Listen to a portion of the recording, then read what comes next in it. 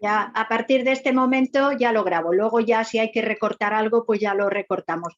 De todas formas, aprovechando estos últimos segundos, yo quería presentar al ponente de hoy para las personas que no lo conozcan. Él tiene un bagaje profesional muy, muy amplio como terapeuta transpersonal, fundador de la Escuela Integrativa, filósofo, escritor, conferenciante, y es un bagaje no solo rico, sino también generoso, puesto que él está continuamente aportando a la sociedad, aportando a las personas que le conocen y a las que no le conocen y que asisten a sus actividades, toda esa riqueza de una manera generosa y con ese espíritu práctico que caracteriza al verdadero filósofo. Así que te doy las gracias una vez más, un abrazo virtual y cuando quieras puedes empezar. Bien, pues muchísimas gracias a todos y a todas por estar aquí.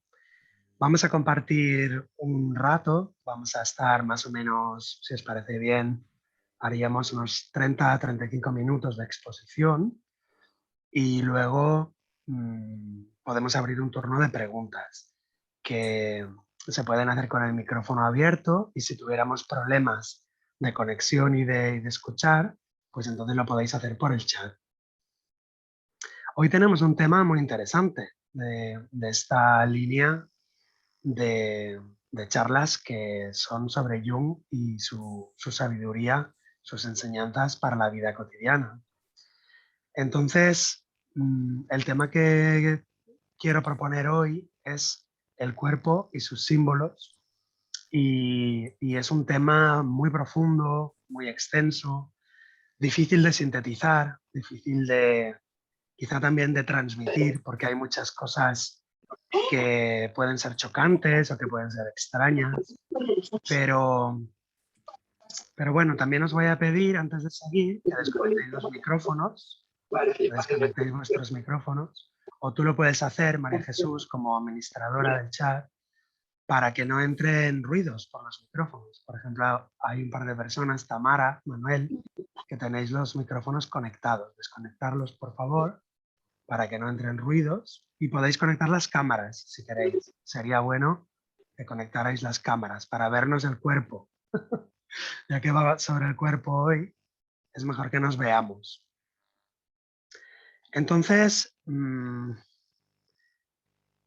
lo que quiero transmitiros hoy no es algo, digamos, doctrinal. Yo no soy un representante de la obra de Jung, ni tengo ninguna institución, digamos, donde yo represente la obra de Jung o el trabajo de Jung, sino lo que quiero transmitiros es una experiencia de 10 años de psicoterapia continuada, 10 años en terapia individual y en grupos, donde veo que la obra de Carl Gustav Jung tiene mucho que ver con el cuerpo físico.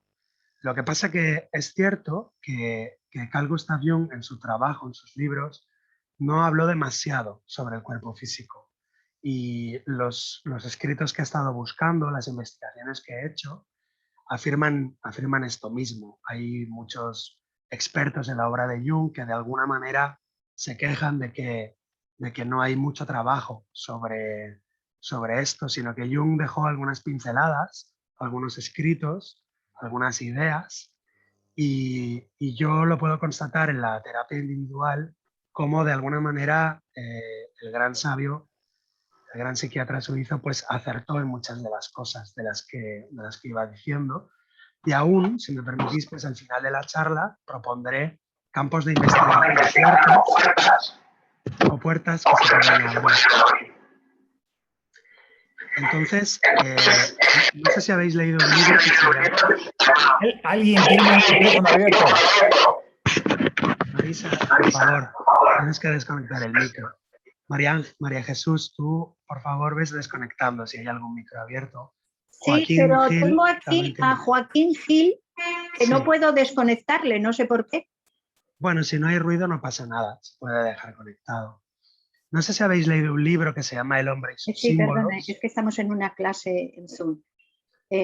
Vale, yo se lo comunico a la coordinadora, no se preocupe, ¿de acuerdo? Jung dice que un símbolo es una palabra o una imagen, es simbólica cuando hay algo más que su significado inmediato y obvio.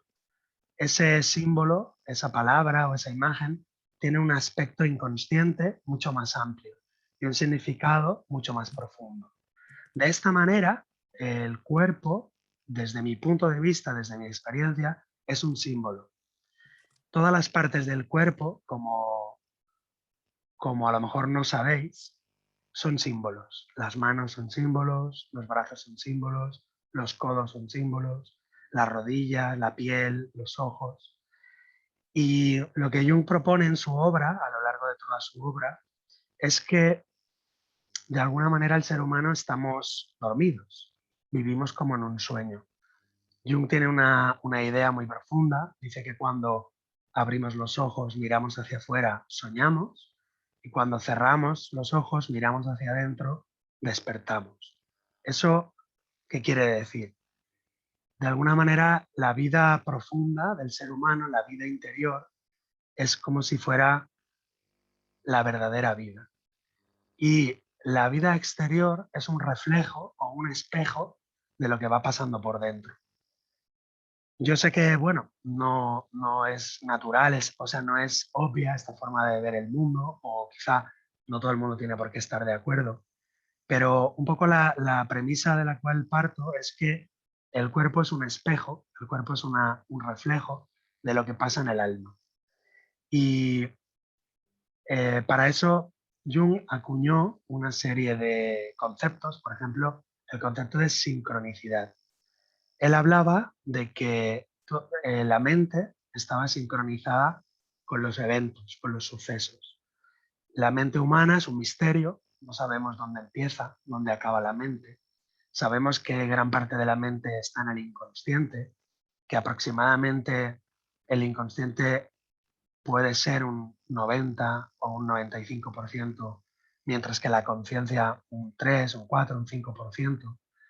Por lo tanto, la mente inconsciente maneja muchísima información, está conectada con un campo de información que no sabemos dónde termina, no sabemos cuáles son sus límites, y también esa sincronicidad de la cual habla Jung nos indica que hay momentos o hay situaciones en nuestra vida donde la mente y el universo se sincronizan y sucede algo significativo. Esto no es el tema de hoy, la sincronicidad la vimos en otra charla, pero sí que es un principio teórico que nos puede servir de base para entender ciertos fenómenos psicosomáticos.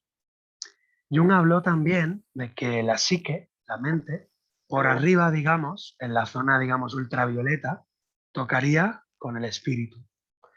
Y en esa zona ultravioleta ocurrirían los fenómenos paranormales. Es el contacto de la mente con el espíritu. Es lo que llamamos, digamos, situaciones o sucesos paranormales. Habéis oído hablar de personas que tienen clariaudiencia o clarividencia, etc. Jung esto lo estudió y le llamaba fenómenos psicoides, psicoideos, o sea, como sucesos donde la psique humana está involucrada, sin embargo no se sabe hasta qué punto, cómo trabajarlo, cuáles son sus límites. Y en el aspecto infrarrojo, es decir, hacia abajo, ocurre lo mismo. La mente, la psique, está involucrada con la biología. De manera que nosotros en psicosomática, yo como especialista de psicosomática, a eso le llamamos el inconsciente biológico, que sería una parte del inconsciente, una parte de la mente inconsciente, que no solamente está en contacto con el universo y con otras personas y con el inconsciente colectivo, sino que también está en contacto con el cuerpo físico. Y en esa zona infrarroja también ocurren fenómenos psicoides, que son los fenómenos psicosomáticos, donde observamos cómo las ideas, los pensamientos, la sombra, los complejos se expresan a través del cuerpo, a través del inconsciente biológico. Jung no escribió mucho sobre este tema, es un tema bastante, digamos, por explorar. Ha habido discípulos de Jung que han trabajado el tema del cuerpo a través de la danza, a través de los juegos con la arena, a través de las constelaciones familiares, a través de la bioenergética, pero de alguna manera Jung dejó abiertas algunas puertas, o sea, indicó con algunas frases, con algunas ideas, con algunos pensamientos, que la mente humana, digamos, se conecta por arriba, como he dicho, con las franjas espirituales o las dimensiones, digamos, no duales, y por abajo con el universo. ¿Qué vemos en consulta privada? ¿Qué vemos en la consulta privada? Por ejemplo, en psicosomática tenemos leyes biológicas, las leyes de la somatización, que tienen que ver con el sistema nervioso, con el estrés. Y por otro lado, tenemos toda la psicología analítica, la psicología profunda, la psicología de Jung. Y lo que nos falta es integrar esas dos escuelas o esos dos conocimientos. Y yo no he encontrado ningún autor, de momento, que haya hecho ese trabajo de integrar, por ejemplo, las leyes de la psicosomática, de la medicina biológica, del Dr. Hammer, de Alexander Lowen, de Wilhelm Reich, que integre todo eso con la psicología analítica, por ejemplo, los conceptos de arquetipos, la sombra, el ánima, el animus. Entonces, lo que os transmito es como que eso es un campo por descubrir, un campo por explorar, y que en el futuro, entiendo yo, que se puede hacer un trabajo de integración. Por ejemplo, cuando Jung habla de los complejos, el complejo materno, el complejo de Edipo, lo que ha habido algunos estudiosos es que eso se puede constatar en el cuerpo físico, digamos, con aparatos métricos, ¿no? Por ejemplo, se sabe por el método de asociación de palabras, cuando estamos en presencia de un tabú, de un complejo, de un nudo psíquico, pues aparece mayor sudoración, aparece a lo mejor tartamudez, hay un bloqueo en el sistema respiratorio, aumenta el ritmo cardíaco. Entonces, ¿qué os estoy diciendo? Pues que ya está demostrado que hay un correlato entre lo psíquico y lo físico, y la neurociencia ha venido a apoyar todo eso. La neurociencia como ciencias, digamos, de vanguardia, ha venido a apoyar todo eso, que lo que ocurre en la mente ocurre a la vez en el cerebro y en el sistema nervioso. Pero la pregunta es, para los materialistas, las emociones y las ideas están en el cerebro y las moléculas y la química generan las emociones. Para los espiritualistas, digamos, o los idealistas, las ideas generan la química y generan los estados físicos. Y hay otra postura intermedia que es que ocurre todo a la vez. Es decir, que lo que está ocurriendo en el nivel mental y en el nivel emocional está ocurriendo a la vez en el nivel emocional, en el nivel energético y en el nivel físico. De manera que ocurriría todo a la vez. Y el mundo físico sería un correlato paralelo y sincronizado con lo que pasa en el alma. ¿A dónde voy a parar con esto? A que el cuerpo, con todos sus elementos, expresa simbólicamente los conflictos del alma. Y eso es una gran ventaja. ¿Por qué? Porque no vemos nuestra alma, no vemos nuestro inconsciente. ¿Quién ve su propio inconsciente? Nadie. ¿Quién ve su propia sombra? Nadie. Bueno, yo hago una broma a veces. Digo que el único que ve su sombra es Lucky Luke, que era un pistolero que iba tan rápido que veía su propia sombra. Pero quitando los dibujos animados, nadie ve su propia sombra. Por lo tanto, ¿dónde la podemos ver? ¿Cómo podemos aprender lo que tenemos en el inconsciente? A través de nuestro cuerpo. Es una buena manera. Y entonces vamos a ver algunos ejemplos de cómo lo que ocurre en la mente y en el alma, en las emociones, se expresa en el cuerpo físico. Por ejemplo, cuando encontramos una persona que entra a la consulta que tiene un orzuelo en el ojo. Hace un par de días le salió un orzuelo en el ojo, muy irritante, muy molesto, y haciendo una serie de preguntas, en poquitas preguntas, llegamos a que él vio a una persona en su casa, a la hija de su mujer, que no es su hija, su hijastra, la vio desnuda pasando por el pasillo. Entonces ahí hubo un shock emocional y se inflamó el ojo y le salió un orzuelo. ¿Qué estamos viendo aquí? Estamos viendo que el cuerpo expresa lo que la mente calla. El cuerpo expresa lo que el alma, lo que la conciencia no puede resolver, lo que la conciencia no puede gestionar. De esa manera, el cuerpo nos ayuda mucho, porque de alguna manera se hace cargo de lo que la conciencia no pudo hacerse cargo. ¿Y por qué la conciencia no pudo hacerse cargo de eso? Porque hay elementos, hay ideas, hay sucesos que la conciencia rechaza, que eso es lo que llamamos, ya desde la época de Freud, el mecanismo de represión. Y eso que la conciencia rechaza porque está mal visto, o porque es un tabú cultural, o porque yo no acepto eso de mí mismo, entonces eso pasa al inconsciente. A veces se somatiza y a veces no. Aquí la pregunta que podemos hacernos es, ¿por qué a veces se somatiza en el cuerpo y a veces no? Y aquí tenemos que echar mano de las leyes biológicas.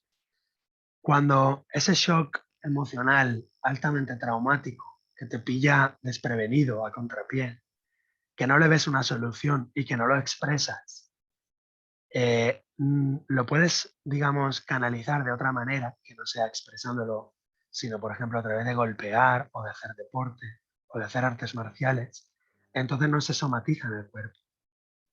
Cuando ese shock altamente traumático lo puedes escribir o puedes pintar o escribir una poesía o puedes pegar un grito o cantar una canción, entonces no se somatiza en el cuerpo. De ahí que se diga popularmente el que canta su mal espanta. O de ahí que se diga popularmente otras cosas, ¿no? Como por ejemplo, bicho malo nunca muere. ¿Qué quiere decir eso?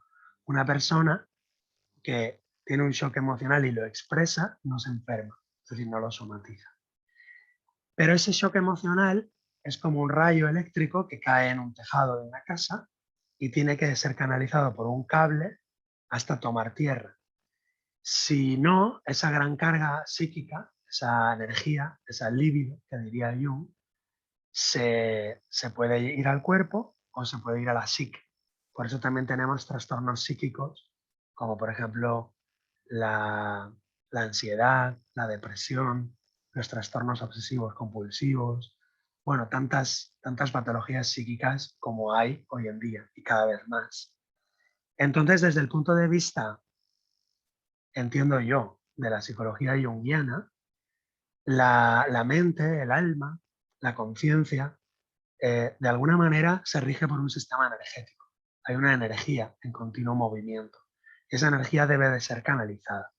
Cuando no se canaliza de manera correcta hacia afuera, en forma de expresión artística, deportiva, cuando no se canaliza, de alguna manera eso va quedando acumulado dentro, en el sistema nervioso, en el inconsciente biológico y al final se va a expresar en forma de una enfermedad psíquica o física o digamos biológica. ¿Qué más podemos ver en las consultas, por ejemplo? Puedo poner varios ejemplos, también depende un poco de vuestro interés. Luego en el turno de preguntas pues tendremos más ocasión de hablar de otros temas o de complementar esto. Por ejemplo, os voy a contar un caso que puede ser visto desde la psicología junguiana, ¿no? A la consulta de psicosomática viene una mujer que se está haciendo tratamientos para quedarse embarazada, para ser fértil, y no se queda embarazada. Y de alguna manera lleva miles de euros gastados y no se queda embarazada de ninguna manera. Pero fijaros, a ver si me pilláis. Viene una persona para quedarse embarazada, pero fijaros cómo es. Tiene botas de cuero que le llegan por encima de las rodillas. Tiene el pelo corto por debajo de las orejas. Es una mujer, pero lleva el pelo corto por debajo de las orejas. Lleva un vestido muy ceñido con un cinturón grande de cuero. Le encantan los animales. Entonces aquí, ¿qué estamos viendo? Estamos viendo un arquetipo expresado. Estamos viendo un arquetipo de Artemisa. Yo le pregunto, ¿tú te quieres quedar embarazada? Dice, sí. Digo, enséñame las manos. Me enseña las manos y no lleva el anillo.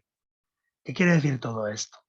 Que si una persona está poseída, diría Jung, o influenciada bajo el influjo de un arquetipo, el arquetipo de Artemisa, por ejemplo, es imposible que se quede embarazada. ¿Por qué? Porque Artemisa es una diosa virgen y es una diosa de la protección, de la caza, y su novio es su hermano, digamos, es el dios Apolo. ¿Qué quiere decir? Que si esa persona está, digamos, viviendo su mito personal como Artemisa, defensora de los derechos humanos, defensora de los animales, digamos que su inconsciente biológico no tiene el permiso para convertirse en madre. No sé si me estoy explicando, luego me lo preguntáis si no me entendéis. Entonces, aquí, ¿cuál es el tratamiento? ¿Cuál es la terapia? Pues es una terapia muy barata, que no vale dinero casi.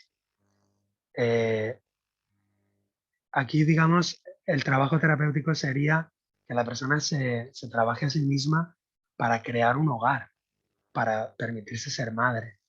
Es decir, yo le pregunto, ¿dónde tienes tus libros? En casa de mis padres. ¿Dónde tienes tu centro? ¿Dónde está el centro de tu casa? Su casa no tiene centro. Su casa en realidad es la casa de sus padres. ¿Qué quiere decir esto? La diosa Artemisa está identificada con una diosa joven, juvenil, defensora de la caza, de los animales salvajes, y está implicada digamos, en ese mito. Para ser madre tenemos que tener otro arquetipo. Tenemos que tener el arquetipo de Deméter, cuyo centro está en la propia casa, que tiene, digamos, el hogar dentro de la propia casa. Y entonces aquí la terapia, ¿cuál es? El proceso es que la persona recupere el arquetipo de Deméter, el arquetipo de la diosa madre. No sé si me he explicado, luego con las preguntas me, me decís vosotros. Pero son ejemplos donde se ve cómo la psicosomática y la psicología junguiana podrían hacer un trabajo conjunto, pero ya os digo que no existe o yo no he encontrado una escuela o un libro que haga ese trabajo. Por eso lo que estoy haciendo yo hoy aquí es como una aventura. O sea, yo estoy proponiendo un maridaje que no lo he encontrado, no sé si existirá. Pero creo que en el futuro se podrían abrir puertas de trabajo en este sentido. Jung insistía mucho en su obra de que cada persona está viviendo un mito. Cada persona estamos viviendo un mito sin darnos cuenta. Una persona, por ejemplo, puede ser Noé, la persona que se salva del diluvio. Otra persona puede ser, por ejemplo, San Juan Bautista, el que clama en el desierto y nadie le hace caso. Otra mujer puede ser Casandra, el mito de Casandra, que anuncia las desgracias y nadie le escucha. Otro puede ser Edipo, que está enamorado de su madre, o se acuesta con su madre y todas sus mujeres, esposas o novias están en un segundo término, porque su primera mujer es su mamá. ¿Y qué tiene que ver eso con la psicosomática y con el cuerpo? Todo, mucho, muchísimo. Por ejemplo, una mujer que viene con cáncer de pecho dice, mi marido no me protege, mi marido no se comporta como hombre adulto, es un buen padre, pero no me protege, no me siento querida por mi marido. Cuando miramos un poco la historia, vemos que el marido pues está atrapado por el mito de Edipo. Por lo tanto, este hombre puede ser un buen profesional o un buen científico o un buen empresario, pero en algún nivel de su alma que está, digamos, atrapado por ese complejo de Edipo, donde su primera mujer no es su esposa, sino que es su mamá. Digamos que para su inconsciente la mamá es la hembra alfa. Y entonces eso, ¿cómo se expresa?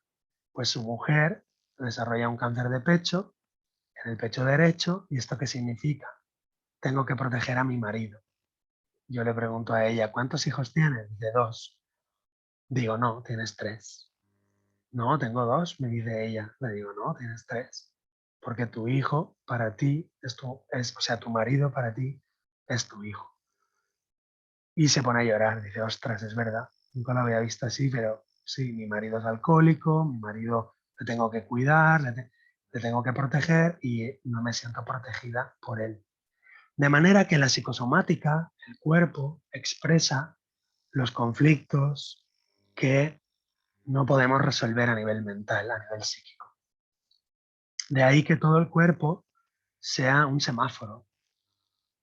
Cuando los órganos funcionan bien, el semáforo está en verde. Cuando los órganos, cualquier órgano, funciona más o menos mal, hay dolores, hay sobrecarga, hay inflamación o hay estrés, el semáforo está en ámbar. Y cuando un órgano revienta, explota, produce una enfermedad ya, digamos, clara, totalmente expresada, ese semáforo está en rojo. Por lo tanto, todos los órganos del cuerpo son símbolos. Y el cuerpo nos indica, nos ayuda a ver nuestra sombra, a ver los conflictos que no hemos resuelto. Os voy a poner otro caso para que lo vayáis viendo. Una mujer de 70 años que cuida a su marido enfermo, pero su marido está muy enfermo y ella le tiene prácticamente que cambiar los pañales. Ella no lo vive bien, no lo quiere cuidar, se siente que tiene, digamos, un trabajo que ya no desea y sus manos se empiezan a inflamar, a inflamar, a inflamar y tiene una artrosis y una artritis en las manos, en las articulaciones. Cuando ese hombre finalmente fallece, su marido, se le empiezan a desinflamar las manos y se cura prácticamente de la artrosis y de la artritis. ¿Qué ha pasado? Que ya no está realizando ese trabajo con las manos que, digamos, le irritaba realizar. Bueno, pues eso son ejemplos, lo vemos en todos los días, en todos los casos. Esto se parece también mucho a lo que se ha venido a llamar la psicosomática clínica humanista, la descodificación o la bioneuroemoción, porque todas estas escuelas, descodificación, bioneuroemoción, psicosomática, etcétera, beben en el fondo de la obra de Carl Gustav Jung. De manera que todos los psicosomáticos somos deudores de la obra de Jung. Le debemos a Jung ser el pionero, junto con Freud, de explicar que las enfermedades tienen que ver con la mente. Y el mismo Jung, en su autobiografía, ya decía que él tuvo varias experiencias donde, por ejemplo, le aparecían dolores de cabeza cuando no quería ir al colegio, cuando no quería ir a la escuela. Entonces él rápidamente, siendo muy hábil, muy intuitivo, se dio cuenta que esos dolores de cabeza tenían que ver con estudiar, con la parte intelectual, que le costaba, que se resistía, y aún más, cabeza tiene que ver con papá. Porque él, ¿por qué iba al colegio? Porque su papá le decía que tenía que ir al colegio, lógicamente. De manera que podemos entender todo el cuerpo como expresión también del universo. La cabeza sería el papá, los pies serían la mamá, las manos, como os he dicho, el trabajo, los brazos es el radio de acción, los codos son conflictos de competencia. Las rodillas, arcaicamente, desde hace miles y miles de años, las rodillas sirven para caminar, para dirigirse en una dirección, pero también hace miles o millones de años, las rodillas hincadas en el suelo representan sumisión, sometimiento, voluntaria o involuntaria. De manera que cuando tenemos patologías en las rodillas, desde mi punto de vista, esta es mi opinión y mi experiencia, encontramos conflictos de sometimiento, de sumisión. Desde hace muchos años que vengo trabajando en esto, en diferentes países, nunca falla esto. Desde mi punto de vista, desde mi experiencia, nunca falla. Yo a veces me pregunto, ¿no será, Héctor, que tú estás sugestionado o estás influenciado porque la rodilla es sumisión y quieres ver el conflicto de sumisión donde no lo hay? Yo me lo he preguntado, honestamente. Creo que Jung era un científico y a mí me gusta esa mentalidad científica. Yo quiero pensar que tengo esa mentalidad científica.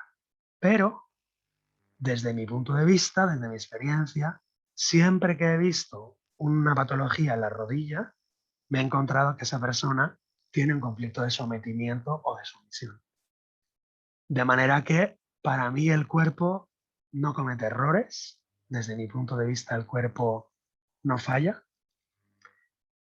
Yo entiendo en las consultas privadas que la mente siempre miente, es decir, la mente egoísta, el ego de la persona, lo que llamamos la mente pequeña, la mente torcida, la mente egoica del ser humano. Entiendo que siempre miente, o sea, estamos continuamente describiendo una realidad que no existe, que solo existe en nuestro interior, pero que no es la realidad.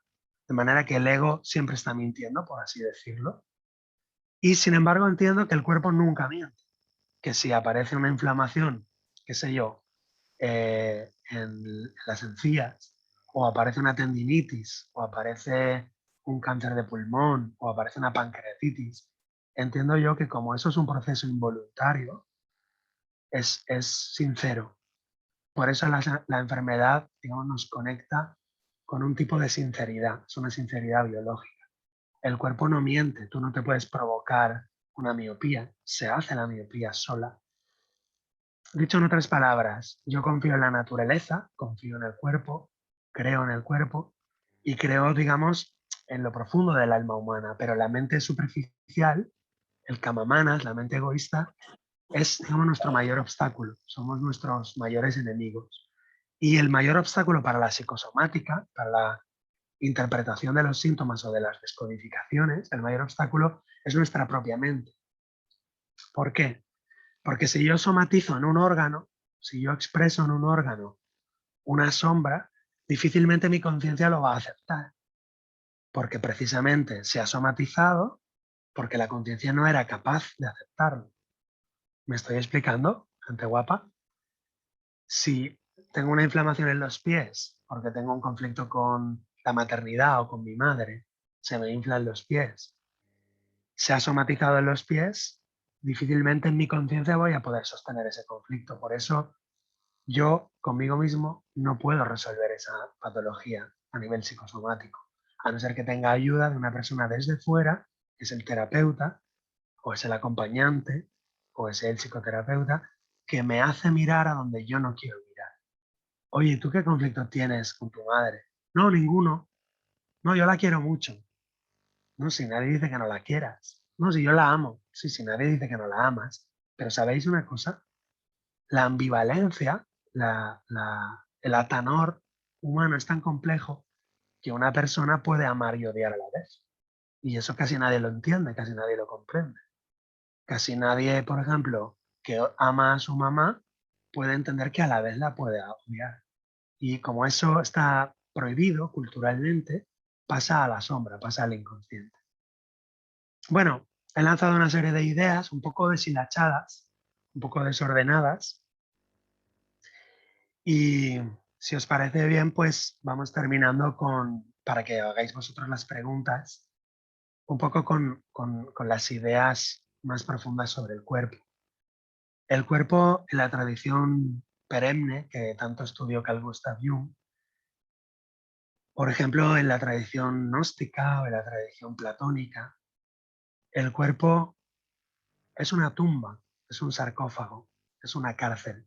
Platón decía que el cuerpo es la cárcel del alma. Y esto no se entiende muy bien. De hecho, se ha interpretado mal a lo largo de los últimos siglos, como si el cuerpo fuera malo o como si el cuerpo fuera malvado o como si hubiera que odiar al cuerpo y todo lo contrario. Cuando los gnósticos o los platónicos decían que el cuerpo era una tumba, que era un sarcófago, se referían a que el cuerpo era un medio de comunicación, porque en Egipto los sarcófagos eran barcos. El cuerpo es un sarcófago, quiere decir el cuerpo es un medio de comunicación, el cuerpo es un barco.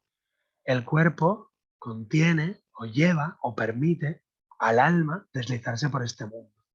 Por lo tanto, el cuerpo no es malo, ni hay que odiar al cuerpo, ni hay que negar al cuerpo, pero sí es, digamos, un vehículo temporal para el alma.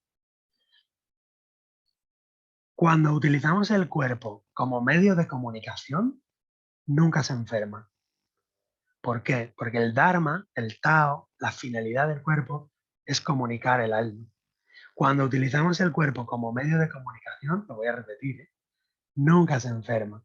Solo se enferma el cuerpo cuando lo utilizamos para algo que no está hecho. Es decir, cuando lo sacamos del Dharma y hacemos con el cuerpo lo que no debemos hacer con él, porque no ha sido fabricado para ello.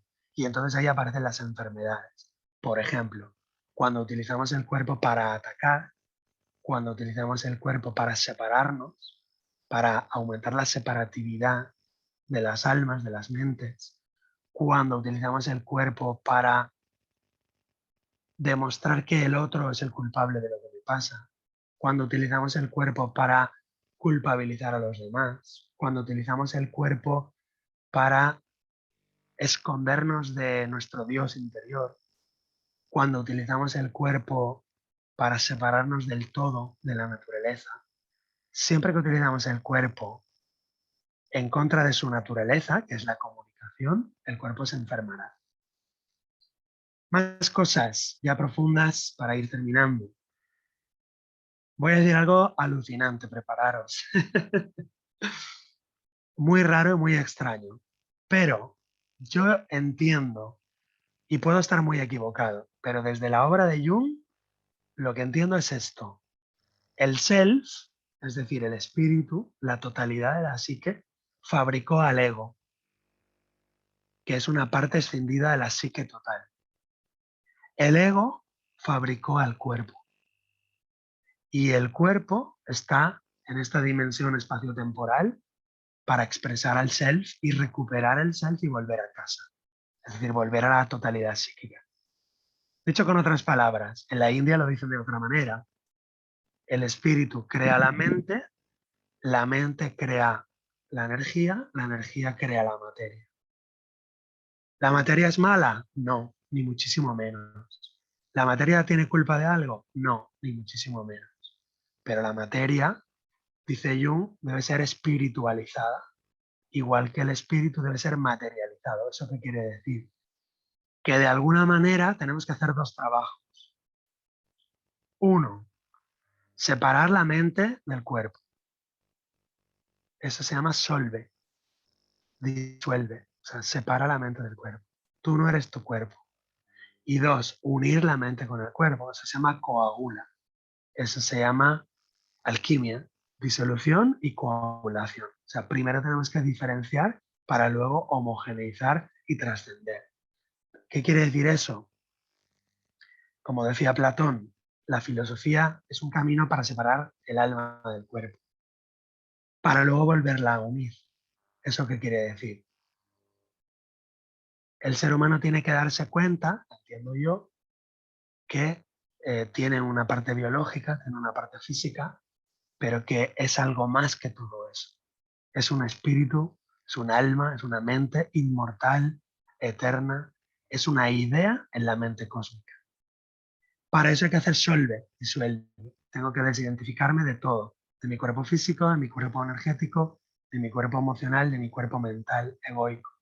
Y reconocerme en mi identidad profunda y verdadera. Soy una idea en la mente de Dios. Y luego tengo que hacer el camino inverso y unirlo todo, entendiendo que el universo físico es la expresión del universo espiritual. De manera que no hay contradicción ni hay lucha. Pero esa segunda parte, como podéis daros cuenta, estamos muy lejos de ella. Eso sería el final del proceso alquímico, lo que Carl Gustav Jung llamaba el proceso de individuación. Esto de que el espíritu crea la mente y la mente crea el cuerpo, os va a parecer extrañísimo. ¿Por qué? Porque nosotros estamos en un paradigma científico-cultural donde la materia es lo primero, el cuerpo es lo primero, la química es lo primero, y de la materia, de la sustancia, digamos, mineral, surgen los aminoácidos, luego las moléculas, o sea, las células, y luego los bichos vivos, y luego la biología, y de la biología los mamíferos, y de los mamíferos los cerebros pensantes llamados humanos. Ese es el paradigma imperante, es decir, de lo inerte, de la materia, surge la vida y de la vida surge la conciencia. Ese paradigma, desde mi punto de vista, es un tremendo, absoluto fracaso y un tremendo, absoluto error cósmico. Desde mi punto de vista, es una opinión personal. Creo que no funciona así la vida, es al revés. Primero es el espíritu emana y en una diferenciación, digamos, hacia dimensiones más densas y concretas, van apareciendo los arquetipos, las formas, las figuras, por lo tanto, los cuerpos, y eso se va plasmando en universos más densos y el mundo físico sería una expresión del mundo metafísico. Así lo explican todas las tradiciones de sabiduría ancestral y así Jung lo deja apuntado en su obra sin meterse en muchos vericuetos, es decir, lo deja apuntado como una, digamos, posibilidad. Hay algunas personas como George Brodek que también decía que el cuerpo había sido creado por la mente y no al revés. No es el cuerpo el que crea la mente, sino que la mente crea al cuerpo. Y hay varios investigadores que están trabajando en esa línea. Pero como os dais cuenta, eso es un paradigma totalmente contracorriente, un paradigma nuevo, que si es eso verdad y si eso funciona así, pues algún día se instaurará y se trabajará con él. Y si no es verdad, pues que se descarte y ya está. Pero las tradiciones perennes nos dicen eso. El yoga, el Sankhya, el Vedanta, la teosofía antigua, la teosofía moderna, nos hablan de esto, ¿no? De que primero son las dimensiones interiores profundas y las dimensiones exteriores tangibles o palpables son a posteriori. Y esa es mi experiencia también en la consulta individual. Me he pasado más de 30 minutos, perdonadme, es que ha habido también unos poquitos problemas de ruidos y de... Y ya termino con 5 preguntas. ¿Dónde empieza el cuerpo y dónde empieza la mente? ¿Se puede separar la mente del cuerpo? Eso es una buena pregunta. ¿Pensáis a lo mejor que es fácil resolver? Ah, mira, mi cuerpo acaba donde acaba mi piel. Y donde acaba mi piel, pues ya no está mi cuerpo. No está tan claro. La mente y el cuerpo, ¿dónde empieza una y dónde empieza la otra? Otra pregunta. Si hay una psicología profunda de los arquetipos, del inconsciente colectivo, ¿no debería haber una psicosomática profunda? ¿No debería existir una medicina psicosomática también de lo colectivo, del inconsciente colectivo y de los arquetipos? Dicho con otras palabras, si una persona se enferma su cuerpo por su psique, por sus neurosis y por sus conflictos y por sus complejos, ¿no podríamos decir que se enferma una ciudad o un pueblo o un país por un conflicto psicológico de ese pueblo, de esa ciudad? Pregunto, ¿la pandemia, el virus que se extiende por el mundo, no será el espejo, la representación física de un conflicto psicológico que tiene la humanidad, por ejemplo, de territorio? Un conflicto de territorio, un conflicto de miedo al extranjero, de miedo al otro. Planteo, como hipótesis. Las epidemias, incluso los terremotos, los volcanes, ¿tienen algo que ver con la psique colectiva? Desde luego las guerras y las revoluciones tienen algo que ver con la mente humana, pero las lluvias, las tormentas, los terremotos, ¿tienen algo que ver con la mente humana? Vosotros diréis todos, pues no, no tiene nada que ver. Bueno, pues todos los antiguos dicen lo contrario. En el Bhagavad Gita se dice que la lluvia depende de la mente humana de ese pueblo. ¿Qué quieren decir los antiguos con que la lluvia, los terremotos, las pestes, tiene que ver con la mente humana? ¿Qué quieren decir? Otra pregunta. ¿Qué es el cuerpo? Realmente, ¿qué es el cuerpo? Pensarlo fríamente, seriamente, objetivamente. ¿Qué es el cuerpo? Es un misterio. Sabemos que está compuesto por órganos, que a su vez están compuestos por tejidos, que a su vez están compuestos por células, pero sabéis que a su vez están compuestas esas células por mitocondrias, protoplasmas, o sea, un montón de orgánulos celulares que funcionan de una manera extraordinariamente compleja, maravillosa. Cuanto más estudian la célula, más alucinan los científicos. Y esas células están compuestas por orgánulos y esos orgánulos están compuestos por moléculas de proteínas. ¿Y qué son esas moléculas? Sabemos que son conjuntos de átomos. ¿Y qué son esos átomos? Sabemos que los átomos están compuestos por partículas subatómicas.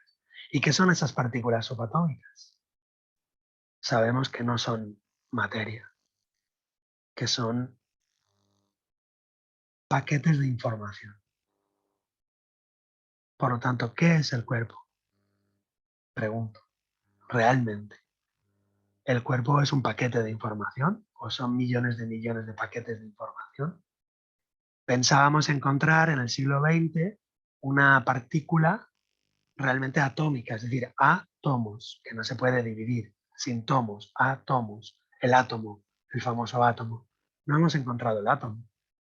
No hay átomos, no hay partículas que no se puedan dividir. Todas las partículas se pueden dividir y dividir y dividir y dividir hasta llegar a la sustancia, hasta llegar al campo punto cero, hasta llegar a la energía oscura, la materia oscura. No lo sabemos, es un misterio. Los propios científicos han reconocido que todo lo observable en el universo, nebulosas, cuerpos celestes, supernovas, galaxias, todo lo observable es apenas el 5% del universo. Y que todo el resto del universo no tienen ni idea.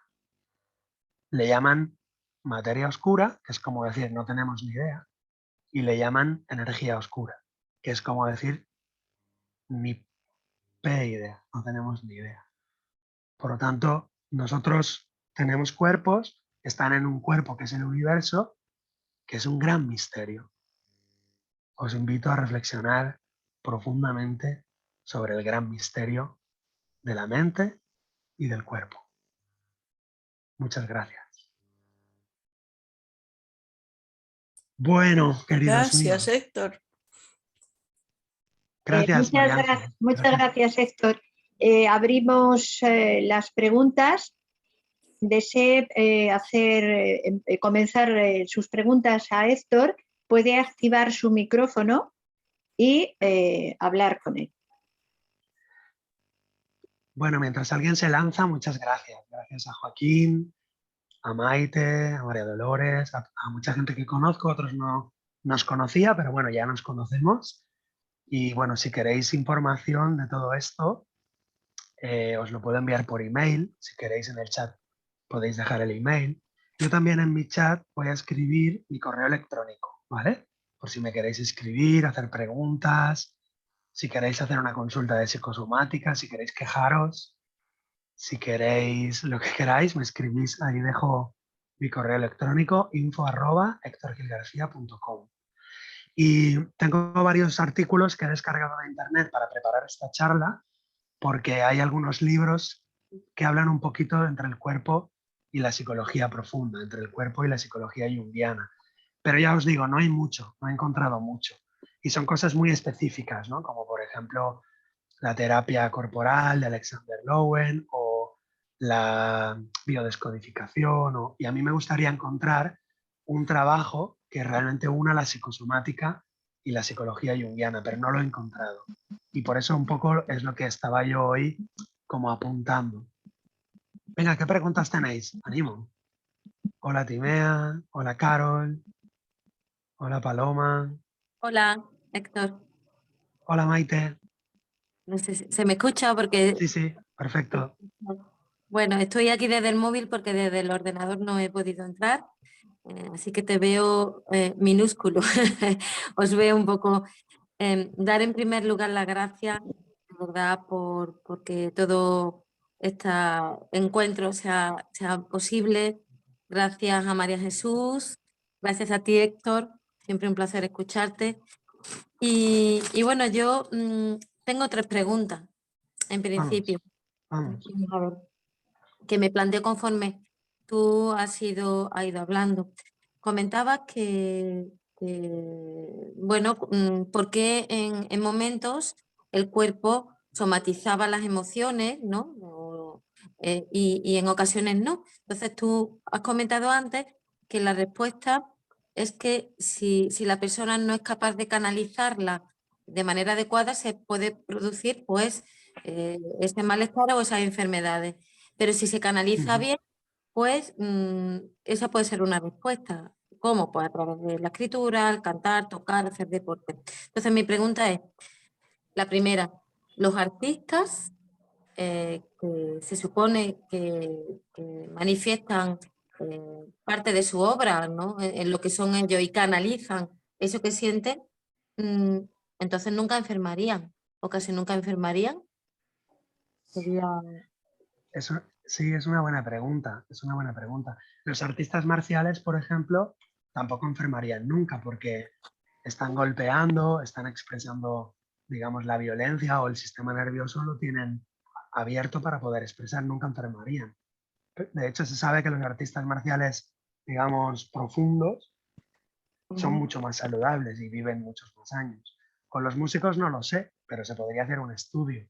Si los músicos viven más que los no músicos.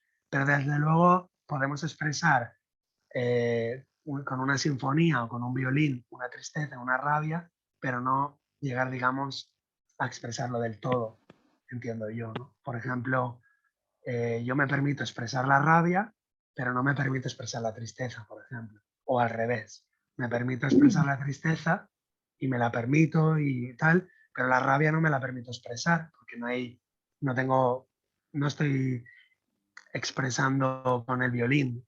Y en cambio el que toca thrash metal, por ejemplo, o black metal, a lo mejor está expresando la rabia, pero a lo mejor su conflicto interno es de tristeza y no se permite llorar.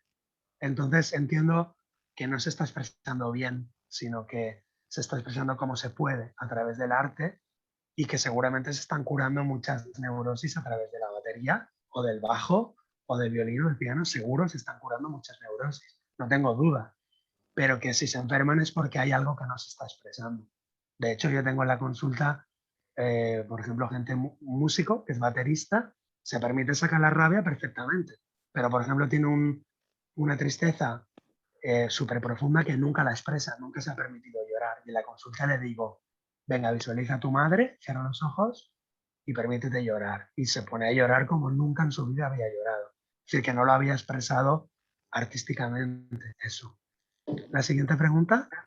Sí, gracias. La segunda pregunta, los cánceres infantiles, Héctor, ¿cómo explicarías tú desde el punto de vista junguiano, desde la psicosomática, el hecho de que sufran cáncer infantiles como cuando son muy pequeños, todavía no hay una formación del ego antes de los 6 Muchas años? gracias. Gracias, Maite, por la pregunta. Voy rápido para darle tiempo a otras personas a preguntar, ¿vale?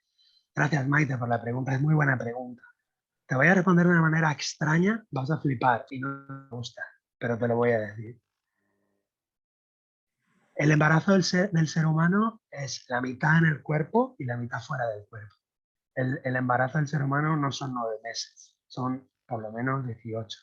Es decir, una parte del embarazo es dentro del útero y la otra parte es fuera. Es decir, el bebé cuando está naciendo, perdón, el bebé cuando está mamando, cuando está en los brazos de la mamá, digamos, el parto continúa, el embarazo continúa. ¿Qué te quiero decir con eso? Hay un campo psíquico que envuelve a la mamá con el bebé. Se sabe, está estudiado, os invito a leer una científica que se llama Laura Gutman, es argentina ella, que explica todo eso perfectamente. Y ella demuestra, y además yo lo he constatado en montones de casos, que el inconsciente de la madre se expresa a través del cuerpo del bebé. Es más, si tú tienes un perro, tus patologías físicas, antes de irse a tu cuerpo, se van a ir al cuerpo de tu perro. Los bebés y los perros no se ponen enfermos, los ponemos enfermos nosotros. Si el bebé tiene de comer, tiene de beber, está limpito y tiene lo suficiente de amor y cariño para dormir, todo lo demás que le pasa al bebé, cáncer, leucemia, fiebre, psoriasis, todo lo demás que le pasa al bebé es la sombra de la mamá que se está expresando en el cuerpo del bebé. Y lo he constatado cientos de veces. Mi mamá está enfermo, mi bebé está enfermo, Héctor. Quiero una consulta. No, no vengas con el bebé, ven tú. Eres tú la que tienes el conflicto y se está expresando en el cuerpo del bebé. ¿Por qué se expresa en el cuerpo del bebé? Si hay un campo psíquico, emocional, ¿por qué no se expresa en el cuerpo de la mamá? Porque hay una ley de la naturaleza, que es la supervivencia de la especie. Si tiene que morir uno de los dos, la somatización, digamos el cable eléctrico, en vez de ir al cuerpo de la madre, va al cuerpo del bebé, porque madre puede quedarse embarazada si el bebé muere el año que viene y puede seguir la especie adelante.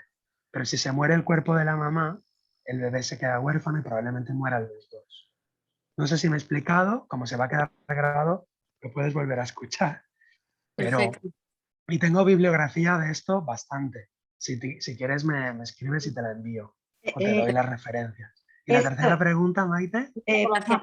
perdón, no, es que tengo una pregunta cuando termine Maite Ujú, respecto a Jung y respecto también a una pregunta que hacen a través del chat. Cuando termine ujú. Maite su tercera pregunta. Muy Sí. bien. Bueno, me voy a dejar la tercera pregunta porque no quiero monopolizar la sesión. Voy a dejar los demás porque además es un tema que a lo mejor Vale, como podemos quieras tú. resolver en Si otra quieres, ocasión. luego la hacemos. Si De nos da acuerdo. tiempo, luego la hacemos, Maite. Perfecto, gracias. Y Héctor. otra cosa, no tenéis por qué estar de acuerdo con lo que yo digo, ¿eh? Yo doy mi punto de vista, soy muy, digamos, impulsivo, muy, como diría, intenso, pero que no os lo creáis, investigad, leer, comprobar, ¿vale? O sea, yo os doy mi punto de vista y desde mi punto de vista lo que te he explicado funciona así. Tiene lógica y además en las leyes de la psicosomática también está, digamos, explicado todo esto, lo podéis leer. Venga, María Jesús, tú tienes una pregunta. Sí, mira, es en relación a una pregunta que hacen en el chat Sí, respecto a la dolencia, al conflicto y relacionado con un ¿y para qué? Dice, es decir, ¿no será también que esa enfermedad, ese conflicto, ese sufrimiento no es sino una forma, dijéramos, de mensaje para que se aprenda algo más, para que se integre ese mensaje? Y recuerdo una expresión de Jung que decía, si la depresión llega a tu vida, no la rechaces, sino escúchala, porque de alguna forma es como una señora sabia que te puede enseñar mucho. Dice, así que escucha lo que ella quiere transmitirte, lo que ella quiere comunicarte.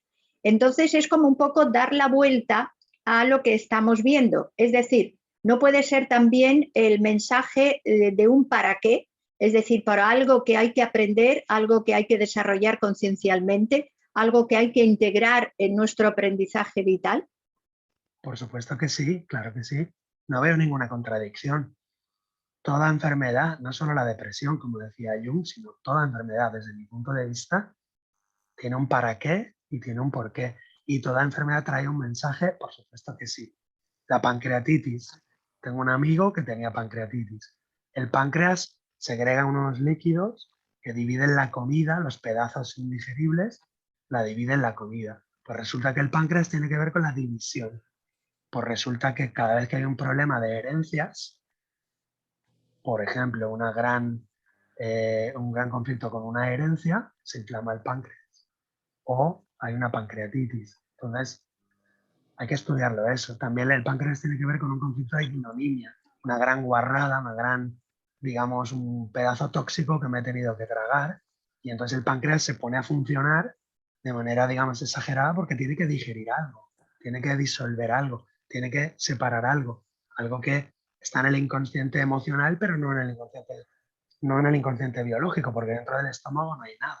Pero esa herencia, donde el hermano y la hermana se han peleado a muerte, pues se somatiza en el páncreas. Y esa enfermedad, tanto la depresión como la pancreatitis, como el cáncer, como cualquiera, es un mensaje para decirte, oye, para y mira qué es lo que no has resuelto, qué es lo que no perdonas, qué es lo que no has sanado. Y desde mi punto de vista también, toda enfermedad tiene que ver con el dolor y el sufrimiento. Y todo dolor y todo sufrimiento, desde mi punto de vista, tiene que ver con la culpa. La culpabilidad genera dolor y sufrimiento. ¿Por qué? Porque la mente no puede soportar la culpa. La conciencia no puede soportar la culpa, entonces la proyecta en los demás o la somatiza. Venga, más preguntas. No sé si he respondido, María Jesús, pero sí, todos son mensajes, todo Sí, es información. sí, efectivamente. Yo entiendo que no está en contradicción uno del otro. De alguna forma es un mensaje a través del cual podemos aprender. Es decir, el cuerpo dialoga también con nuestra mente. Y me imagino que la finalidad es que crezca nuestra conciencia, es decir, que reflexionemos sobre ello, dialoguemos con él y eso sirva para ampliar nuestra conciencia respecto al sentido de la vida y el sentido de nuestra propia vida y desde nuestra propia función en la vida. Claro, porque la finalidad, ¿cuál sería? Que la conciencia vaya ampliándose, que vaya ampliándose nuestra concepción de nosotros mismos, hasta que lleguemos a identificarnos con el todo, que eso es el self, que eso es el espíritu, que eso es el universo. Hay muchas terapias que parten del cuerpo para sanar la mente, a través de la quiropráctica, de los masajes o de diferentes técnicas, muchísimas, ¿no? Como la experiencia somática del doctor Peter Levine, o curar el trauma, o la coraza energética de la que nos habla pues, Wilhelm Reich. Hay muchas terapias que parten del cuerpo para sanar el alma. Sí, es un diálogo de ida y vuelta, es un diálogo de información de la mente al cuerpo y del cuerpo a la mente, pero hay una salvedad con la que yo no estoy de acuerdo.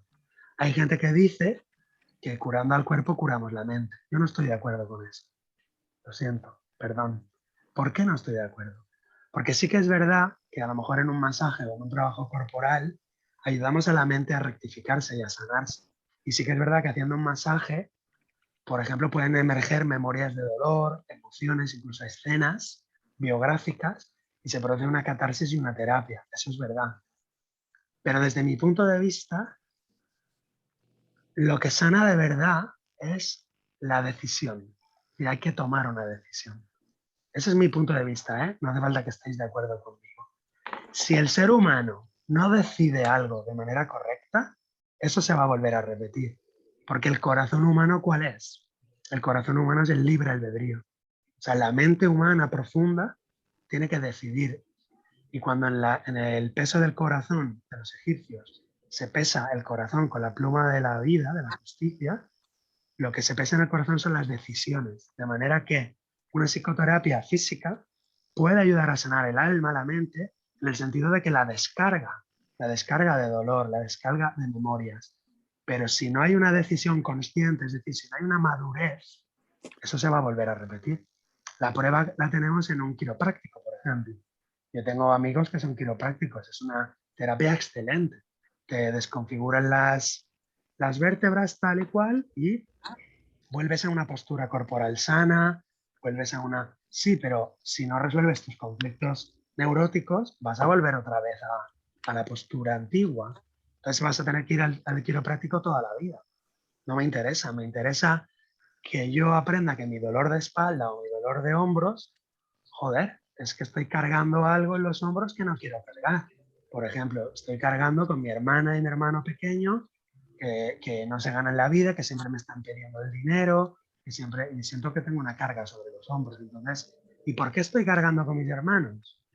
Porque alguien se ha salido de su rol. Me han hecho creer que yo soy el padre o la madre de mis hermanos, porque yo soy solo el hermano.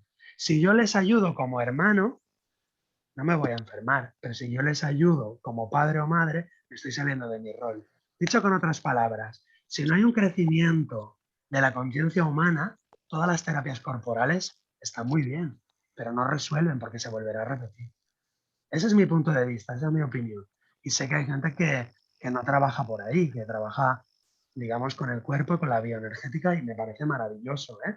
Pero yo lo entiendo así, ¿no? O sea, porque creo que la mente humana tiene que ir decidiendo y que solamente decide y, digamos, crea su propio destino decidiendo.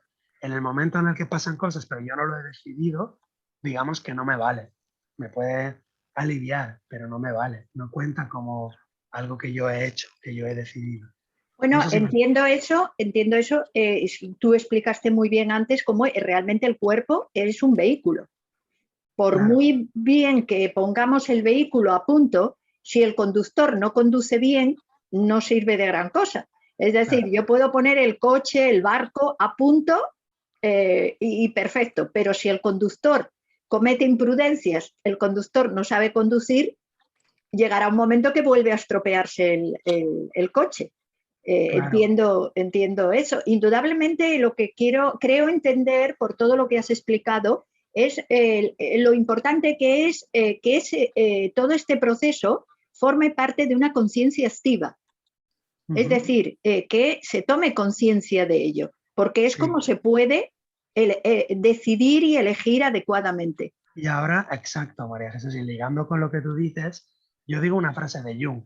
Entiendo que los que estáis aquí os gusta Jung, por eso habéis venido, ¿no? Carl Gustav Jung dice, al final, definitivamente la curación y la salud, al final es un dilema ético. ¿Qué quiere decir eso? ¿A qué se refiere Jung con eso? Pues que al final hay un dilema ético. O sea, yo tengo que tomar decisiones, tengo que responsabilizarme. Y solo así crezco como ser conciencial, como ser espiritual, como ser mente-cuerpo. No dejo el cuerpo fuera. Soy una unidad mente-cuerpo, pero solo crezco cuando tomo una decisión ética. Es decir, la salud tiene que ver con la ética. Es muy fuerte esto que estoy diciendo, ¿eh? Pero es que es así, desde mi punto de vista, la ética es una decisión consciente hacia la justicia. Y entonces me curo. Y si no, no me curo. Se repetirá el problema, se repetirá la enfermedad. Y también Jung decía que por muy importante que fuera el pasado, en eso estaba de acuerdo con su mentor, el señor Freud, decía, por muy importante que sea nuestra biografía, nuestra infancia, nuestro pasado, por muy importante que sea, es todavía mucho más importante el presente. ¿Eso qué quiere decir? Pues que yo estoy decidiendo todo el rato, continuamente, qué hago con mi conciencia, a dónde la llevo y a dónde la pongo. Y en ese esfuerzo, el ser humano se va autoconociendo, se va auto, digamos, habitando. También es verdad que no lo podemos separar el cuerpo de la mente y hay muchas maneras de entrar en la mente y está muy bien. Los masajes, la acupuntura, o sea, todas las herramientas que podamos utilizar, bienvenidas. Pero desde mi punto de vista, el corazón del ser humano no es el cuerpo. El corazón del ser humano es una especie de psique, una mente que decide y que tiene que decidir en todo momento. Si quiere volver a la fuente, si quiere volver a casa o quiere seguir su viaje en este samsara, en este mundo, digamos, de la ilusión o de la manifestación. Aidin comenta aquí en el chat, hola Héctor, sí, yo trabajo en la quiropraxia. Y así es, por más que uno alivie el cuerpo, retornan los pacientes con la misma dolencia, hasta que resuelven el conflicto en la mente. Lo ideal es trabajarlo de forma integral. Muchas gracias, Aidin, por compartir. Sí, y también se queja, digamos, algunas personas de que Jung le da mucha importancia a la mente y poca importancia al cuerpo. Y se quejan con razón, porque el mundo occidental ha dado una importancia en exceso a la mente. Y claro, eso ha producido una escisión donde, digamos, el cuerpo se convirtió en algo malo, por ejemplo, en el cristianismo, y entonces la naturaleza se convirtió en algo malo, y entonces el pecado y la maldad estaba en la naturaleza, y entonces eso nos llevó a destruir el planeta Tierra y a utilizar a la madre Tierra como un almacén, como una despensa. ¿Cuál es el origen de ese problema? El creer que el alma es superior al cuerpo, el creer que la mente es mejor que el cuerpo. Y por lo tanto, ellos tienen razón cuando dicen que le hemos dado a la mente mucha más importancia y por culpa de hacer eso hemos destruido nuestro planeta. ¿Tienen razón? Sí, tienen razón. Pero, más allá de eso, el problema no es que el cuerpo sea bueno y la mente sea mala, o que el cuerpo sea malo y la mente sea buena. No, no, no. La mente inferior es mala, porque es egoísta, y la mente superior es buena, dicho con otras palabras. Es decir, ¿y qué uso hacemos del cuerpo y del planeta Tierra? Si lo usamos el cuerpo con el ego, o el planeta Tierra con el ego, lo vamos a destruir todo. Si usamos el cuerpo o el planeta Tierra con la mente recta, con la mente despierta, con la mente iluminada, usaremos bien el cuerpo y usaremos bien el planeta Tierra.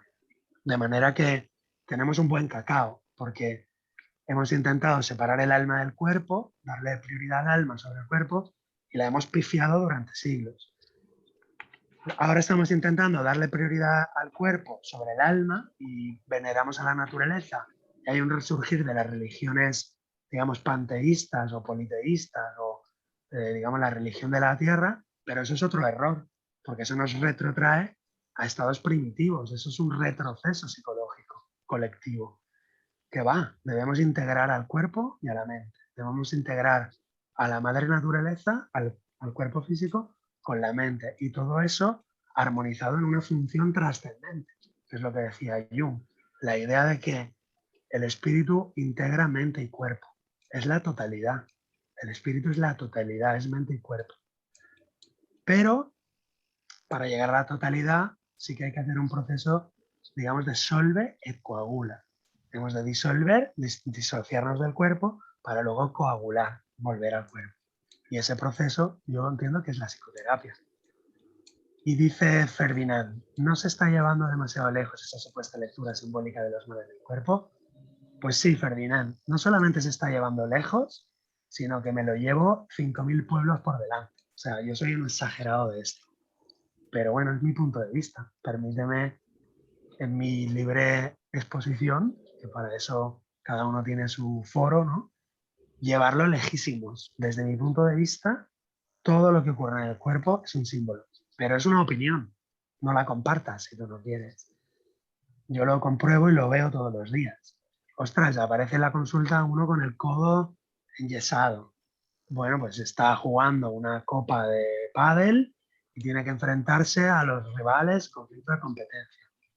O sea, todos los días lo veo. Si tú estuvieras en una consulta privada y lo vieras todos los días, todos los días, todos los días, y estudiaras las leyes biológicas del Dr. Hammer, quizá dirías, más que se está llevando muy lejos, que es que el cuerpo no toma decisiones. Es que el cuerpo no tiene una, digamos, libertad propia. Os recuerdo que la libertad está en el libre albedrío, pero no en el cuerpo.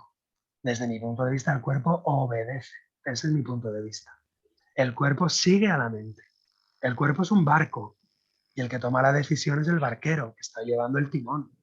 Es la decisión y el cuerpo simplemente expresa lo que la mente le pide. Ese es mi punto de vista.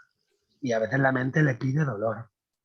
Porque cuando yo le pido a alguien que sufra, por ejemplo, tú me has matado, me has hecho daño, me has herido, quiero que sufras, te adelanto que para la mente inconsciente tú y el otro sois lo mismo.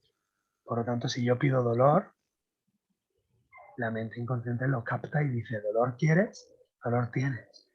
Dicho de otra manera, cuando culpamos a los demás, nos estamos enfermando también a nosotros. Leandro, totalmente de acuerdo, se cura a través de la conciencia. La enfermedad solo puede ser remediada tratando el cuerpo sin mirar a la mente. Bueno, son aproximaciones a la salud desde diferentes ángulos. ¿Qué consideración tienes sobre la obra de Eric Rolf? Héctor, no la conozco. He oído hablar, he leído alguna cosita, pero no puedo opinar.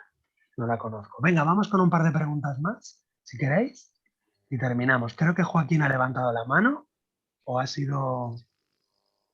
o no. ¿Alguien más ha levantado la mano?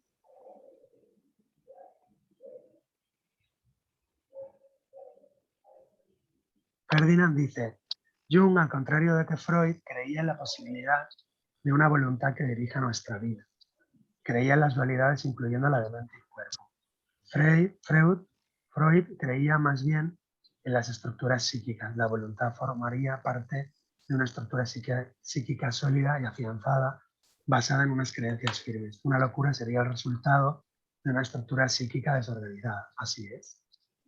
Claro que sí. Bueno, hay muchas formas de locura y muchos tipos y grados, etc. Yo creo, es una opinión, que todos estamos locos en algún grado. Es decir, todos estamos desestructurados en algún grado o desorganizados. Dicho con otras palabras, todos estamos desordenados. Yo creo que todos estamos desordenados en algún grado. Por eso, en la psicología transpersonal se estudian aquellos casos de hombres y mujeres que tienen experiencias espirituales profundas, experiencias místicas, y que observamos en esas mentes un gran orden, mentes muy ordenadas, mentes muy concentradas. Aliei dice, ¿has encontrado que revierte alguna enfermedad tras una toma de conciencia profunda? Por supuesto, todos los días, ese es mi trabajo. Esa mujer, por ejemplo, de la consulta, tomó conciencia de Artemisa y cogió los libros de la casa de sus padres, los puso en su casa, hizo el duelo de su padre, se emancipó, digamos, de la casa de sus padres, renunció a ser el ojo derecho de su padre, miró a su marido por primera vez como hombre y como marido, porque no lo veía, y se quedó embarazada. Y tiene un niño. Y el otro día vino a un taller con el bebé, de, mira, gracias a ti. Y le digo, no, gracias a mí no, que yo no te he tocado, yo no he hecho nada. Pero sí que le dije, mira, Artemisa no se puede quedar embarazada. Entonces, ¿las tomas de conciencia revierten alguna enfermedad? Yo diría que todas. Soy muy exagerado. Me voy 5.000 pueblos para adelante. O sea, todas las enfermedades, desde mi punto de vista, se pueden revertir. Ese es mi punto de vista. ¿Por qué? Pregunta, perdona, ¿tú crees? ¿Por qué? Porque una enfermedad no es una casualidad ni un accidente, es un programa. Y si una enfermedad es un programa, se puede desprogramar, así de simple. Es decir, si tú me preguntas, ¿todas las enfermedades se pueden desprogramar, Héctor? Yo te digo sí. Si tú me dices, ¿todos los programas de ordenador se pueden desprogramar? Sí, un programa de ordenador se puede desprogramar. ¿Qué ocurre? Que a veces el programa, para desprogramarlo, pues te lo cargas, o lo tienes que borrar, o lo tienes que... Entonces hay veces que la enfermedad está muy avanzada y ya no da tiempo, o que la enfermedad está bloqueada porque hay una neurosis o porque hay lo que llamamos un conflicto bloqueante. Por ejemplo, me interesa estar enfermo para cobrar una paga, o para llamar la atención de mis familiares, o para demostrar que mi marido es un culpable, o para demostrar que mis hijos me han abandonado, me mantengo enferma, por ejemplo, ¿no? Si no hay conflictos bloqueantes y hay tiempo, toda enfermedad se podría desprogramar. Lo que estoy diciendo va en contra del paradigma imperante. Es otro paradigma. Estoy hablando de una medicina que existió hace miles de años y que existirá de aquí a 1000 años. Es una medicina totalmente mente-cuerpo y totalmente conciencial y totalmente, digamos, profunda. Es una psicosomática profunda que yo creo que todavía no existe, pero existirá en el futuro. A lo mejor estoy equivocado. Sí, pregunta. ¿Manuel? ¿Querías preguntar? Ah, no, es que tienes el micro conectado. Ah, no tenía pregunta. Vale, pues desconéctalo si no vas a hablar, Manuel. Había un chico que quería hablar. ¿Ferdinand eres o quién? Sí, hola. Hola, Ferdinand. ¿Quieres Que sí, conectar tu estamos hablando. cámara? Y eso que sí, es que lo tengo, como que tengo el móvil, lo tengo en la oreja. Ah, vale. Pregunta. No, que estaba pensando en todo esto del orden, la estructura y todo esto. Entonces, yo estoy pensando que si realmente esto que hablamos de una salud psíquica, o sea, realmente puede existir una voluntad que nazca de un orden natural, porque claro, o sea, hablamos, por ejemplo, la voluntad, por ejemplo, de la que habla, por ejemplo, Hitler, ¿no? Que eran, o toda esta especie de fascismo y todo esto, que quizás no nacen de un orden natural, sino que nacen de un orden impuesto, ¿no? Pero que es generador de voluntad. No sé si me estoy explicando. Que es generador de una estructura psíquica lo suficientemente fuerte para tener una voluntad firme y tener muy claro lo que uno quiere, pero en base a un orden impuesto, a una jerarquía psíquica impuesta que no tiene nada de saludable y en cierta manera puede ser contra natura. ¿Entiendes lo que quiero decir? Sí, claro. No sé si te entiendo bien toda la pregunta porque no te oigo muy bien, pero Perdón. lo que quiero decirte, Ferdinand, es que desde el punto de vista junguiano, y yo lo comparto, el mérito es individual. Es decir, cada ser humano individualmente tiene que utilizar su voluntad. ¿Qué quiere decir eso? Que cada ser humano, cada átomo humano, cada célula humana, dentro del conjunto que es la humanidad, tiene que hacer su proceso individual. Así lo entiendo yo. Lo podemos hacer en conjunto, caminando con otros amigos o otros, digamos, en una confraternidad. Podemos hacerlo. Pero la voluntad impuesta desde fuera hacia uno no tiene mérito. Es decir, tú no vas a evolucionar, dicho con otras palabras, por obedecer la voluntad de nadie. Tú solo vas a evolucionar si tú vas despertando gracias a tu propia voluntad. Es decir, que es un proceso individual. Digamos en otras palabras, el ser humano, como diría el Buda, tiene en su mano su despertar, su liberación, y lo puede hacer caminando con otros, pero el ser humano, cada mónada humana, tiene que hacer su propio camino. Es decir, que no podemos ser salvados por nadie externos a nosotros. No nos puede salvar un Jesucristo, ni nos puede salvar un Buda, ni nos puede salvar un Hitler, ni nos puede tampoco destruir. Dicho con otras palabras, tampoco nos puede destruir un Stalin, ni un Hitler, ni un Mao Zedong. Lo que destruyen es el cuerpo, pero el ser humano no puede ser destruido. El ser humano tiene que hacer su propio camino en el universo, en el cosmos, y solo el camino individual de muchas personas puede, digamos, ayudar a la humanidad a seguir adelante. O sea, según Jung, la masificación, el totalitarismo, digamos, ahoga la individualidad. Y el camino de la individualidad es fundamental. Aunque vayamos en conjunto, vayamos juntos, el camino de la individualidad es fundamental. Por eso somos defensores, digamos, del humanismo. Somos humanistas en el sentido de que cada ser humano tiene su valor propio e intrínseco y tiene que ejercer su libre albedrío. Y solo ejerciendo su libre albedrío puede evolucionar ese ser humano. O sea, por mucho que obedezca los preceptos de Buda o de Jesucristo o de quien sea, digamos, si no ejerce su propio libre albedrío, su conciencia, digamos, con su propio amor, voluntad y conciencia, ese ser humano no evoluciona. Es como si el universo tuviera un plan para todos nosotros, que sería que cada ser humano tiene que, digamos, convertirse en aquello que tiene dentro, como una bellota que tiene que convertirse en un roble, pues así un ser humano individual tiene que convertirse en una trinidad de voluntad, amor e inteligencia.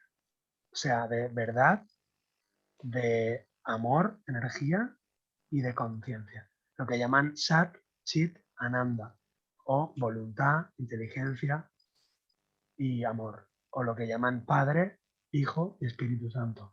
O lo que llaman Brahma, Vishnu y Shiva. Es decir, si el ser humano no ejerce esos tres poderes, esos tres tesoros, individualmente, no está haciendo camino, está obedeciendo, pero eso no tiene mérito y tampoco te puede destruir. Destruye tu cuerpo, pero tu alma seguirá el camino hasta que ejerza esos tres tesoros. Me he enrollado un poco, perdona. Nada, nada. Es una opinión nada más, Ferdinand?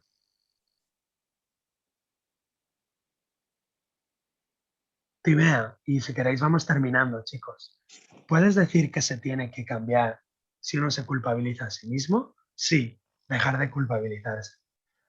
Conozco a una persona que se ha descubierto, conozco a una persona que ha descubierto que su patología tiene que ver con esto. Trata de cambiarlo, pero va muy lento. Que pida ayuda. Que pida ayuda para dejar de culparse a sí mismo. ¿Y por qué se culpa a sí mismo? Porque la mente egoísta, el ego, funciona así. Es decir, cuanto más culpa tiene el ego dentro, más se reafirma ese ego. Se reafirma en su dolor, en su sufrimiento y en su separación del otro ser. Dicho con otras palabras, la culpabilidad la utiliza el ego para afianzarse. Por lo tanto, si no pide ayuda, o si no le ayudan, a lo mejor uno con uno mismo no puede quitarse esa culpabilidad. ¿Qué es lo contrario de la culpa? A ver si lo adivinas, Timea. El perdón. Por lo tanto, el perdón verdadero, aclaro, es terapéutico. El perdón verdadero, o sea, deshacimiento de la culpa en mi propia mente hacia mí mismo o hacia los demás, cuando yo deshago la culpa en mi propia mente hacia mí mismo o hacia los demás, a través de una verdadera comprensión y toma de conciencia, la culpa se diluye y desaparece. Pero eso es la charla de otro día, porque yo soy especialista, resulta, en psicosomática y en la terapia del perdón, que es una de mis especialidades, entonces solo lo podemos hablar otro día si queréis. Pero hablo del verdadero perdón, no del falso perdón. El falso perdón es, yo te perdono pero no olvido, o yo te perdono lo que sí que me hiciste, no. El verdadero perdón es mucho más profundo, es no dual, es una comprensión muy profunda de que nadie te hace nada, sino que tú te lo haces a ti mismo a través de otra persona. Pero eso es otro tema para otro día, ¿vale? Si queréis, eso lo miramos otro día. Y bueno, muy queridos, bien, pues si os parece vamos terminando ya, porque vamos a cumplir ya casi 2 horas, 1 hora y 3 cuartos. Y bueno, nuevamente, aunque sea reiterativa, darte las gracias, Héctor, por tus magníficas colaboraciones. Esperamos y deseamos que continúes colaborando con nosotros y con tu presencia y tus enseñanzas en las próximas actividades. Quiero también decir que la próxima actividad la daré yo, será el día 14 de octubre y lo que trataré es, como ustedes habrán observado, se ha hablado mucho del conocimiento del pensamiento de los antiguos, de las enseñanzas filosóficas de los antiguos, y mi charla girará en torno precisamente a un recorrido por el pensamiento de Jung y su analogía o su relación también con las enseñanzas de los más importantes filósofos de Oriente y Occidente. También quiero recordarles que la hora en que comienza la charla será a las 7 de la tarde, porque he visto gente que ha entrado a las 8, quizá por confusión. Entonces será el jueves 14 de octubre a las 7 de la tarde. Esperamos contar con ustedes, agradecemos su presencia aquí también y quiero despedirme también con un recuerdo a Carlos Pérez, que fue nuestro primer administrador de la plataforma, la primera plataforma con la que comenzamos nuestras actividades a través de online y que ha fallecido recientemente. Y quiero recordarle y agradecer todo lo que nos ayudó, la energía que puso, la generosidad, y espero que su camino hacia la luz sea tan enriquecedor como fue su vida para los que le hemos conocido. Y bueno, pues nada más, darles las gracias nuevamente a ti, Héctor, con un abrazo digital y esperando contar con ustedes en las próximas actividades del 14, del 21 y del 28 de octubre. Muchísimas gracias de nuevo y hasta muy pronto. Gracias a todos. Muchas gracias, María Jesús. Gracias por compartir este ratito. Nos vemos en otra ocasión. Hasta pronto.